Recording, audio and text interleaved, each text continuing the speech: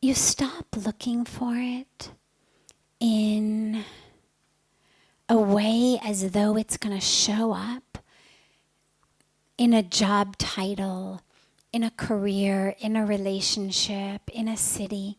You know, the purpose of our life, occasionally, it's not that it never comes in the form of what we do. Gandhi, clearly the purpose of his life was, yes, to bring independence to India, but more than that, to be a historic icon of the power of nonviolence.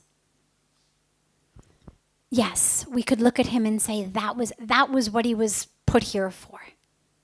The rest is just the plot. And there's, a few people in history like that. Occasionally it happens. But for the vast, overwhelming majority of us, our purpose is not going to be something that's as specific, as grand, as obvious, as linear as that.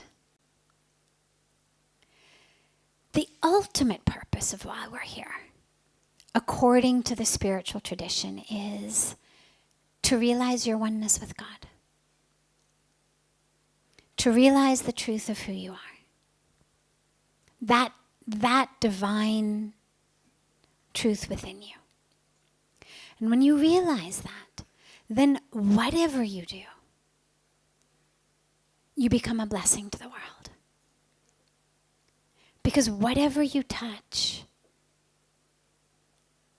whether it's a balance sheet for a company, whether it's someone's elbow while they walk across the street, whether it's a sandwich you're serving in a restaurant, whatever it is you touch, it's going to become a blessing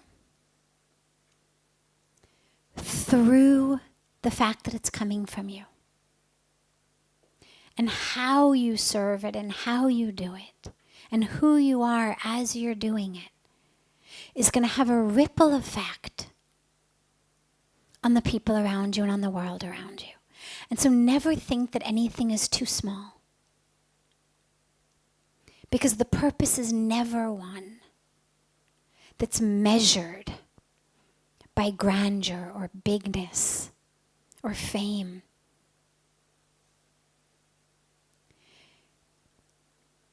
It's about how in line with your ability to stay connected to who you are, is it? Because that's really what you're called on to do, is know who you are and live that in every moment.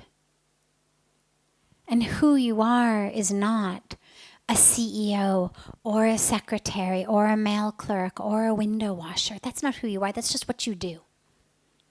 Whether you're the CEO or you're the window washer, either way, you're doing it to put bread on the table. In neither case would you do it if you were working for free. So they're not who you are. They're what you do. The purpose is to discover who you are. And then, sure, some of what you do may change. Typically, it's going to change in terms of how you relate to people, day-to-day things, how you eat, how you shop, how you live, what you buy, how you relate to people in the world around you, how you relate to nature, the natural world. That's going to change. But what's going to change on a very, very powerful level is the energy that you exude of knowing who you are. And you then literally become a blessing to people, whatever you're doing and wherever you go. Because what you're doing then is opening the space for others to also discover who they are. If we're all living as these false identities and reinforcing each other's false identities, we're not going to get anywhere. But if even one person has an experience of the truth and commits to living as that, well then when you interact with them, they're going to interact with you as your truth, as your soul. And that opens the space for you then to live as your truth, to live as consciousness, to live as that beautiful experience of love and truth and light. So that's your purpose. And you may find a job or a career that fits it perfectly, a life path that fits it perfectly like Gandhi did. But he didn't find it, it happened. I mean, it wasn't like Gandhiji sat in his room in Gujarat and thought about, all right, what's my purpose? It happened. It happened through experiences in his life. Because he was clear. And so the only rule of thumb is stay clear inside. Stay as open-hearted as possible. So that whatever comes, whether it seems big and exciting and romantic or whether it seems small and boring, if something inside you starts to tingle a bit with maybe this is it, have the courage to go with it. Because if you're still in your thinking mind, it's going to be like, well, that's not what I thought. That's not what I'm supposed to do. That's not, up to who I am. That's not cooler than what my sister's doing or my neighbor's doing. How am I going to, post that on Facebook?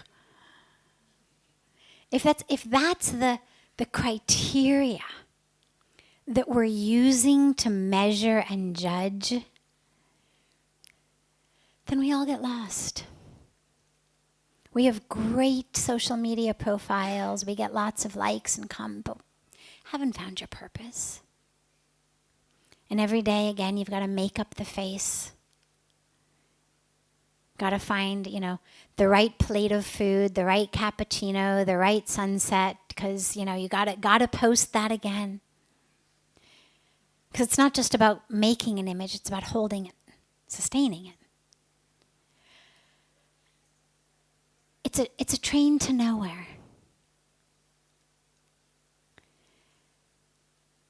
So stay open, really open, with your highest goal, not being what are people going to say, not being is it cooler than what my friends are doing or exciting, or is it, something that makes me feel really important.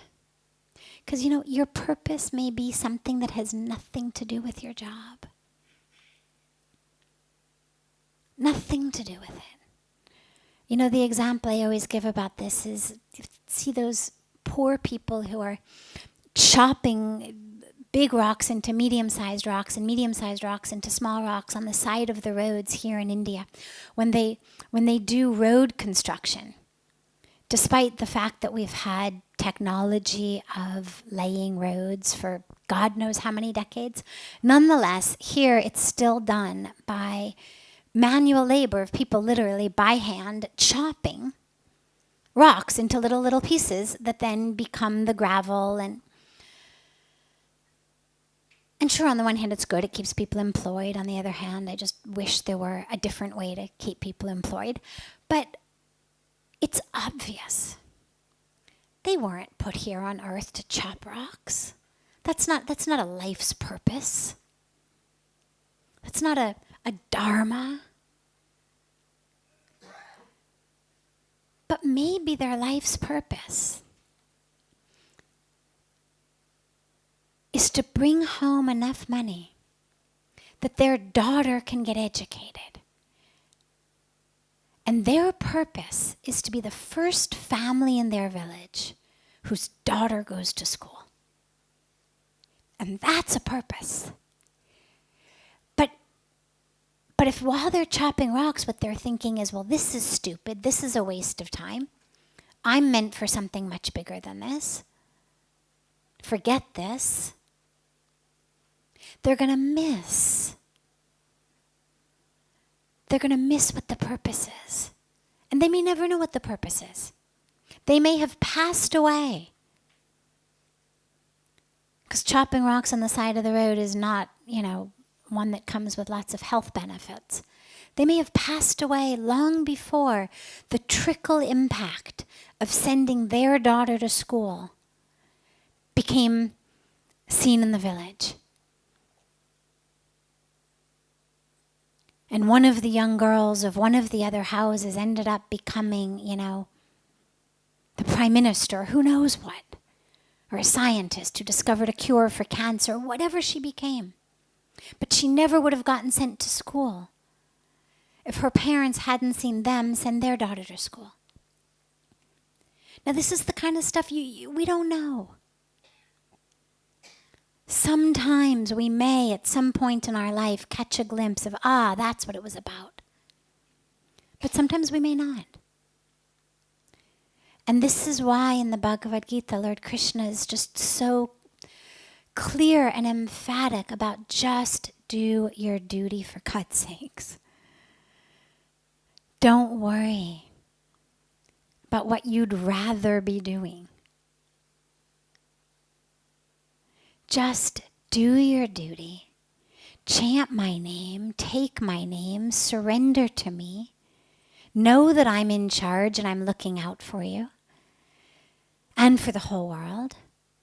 Stay open to me. Get rid of that ego that thinks it is the giver of life and the taker of life. Get rid of that ego that thinks it knows how things are supposed to be. And just do your duty. The rest will take care of itself. And so you keep walking. Literally, you just keep one foot in front of the other, as mindfully as possible, as courageously as possible, knowing that the universe has put us here for a reason. And fortunately, the universe knows what it is. If it chooses to share that with us, that's great, it's a bonus. But at least the universe knows what it is. And our job is not to necessarily be the knower of it all, but simply to be a willing, a courageous, a mindful, a humble, a ready instrument in the unfolding of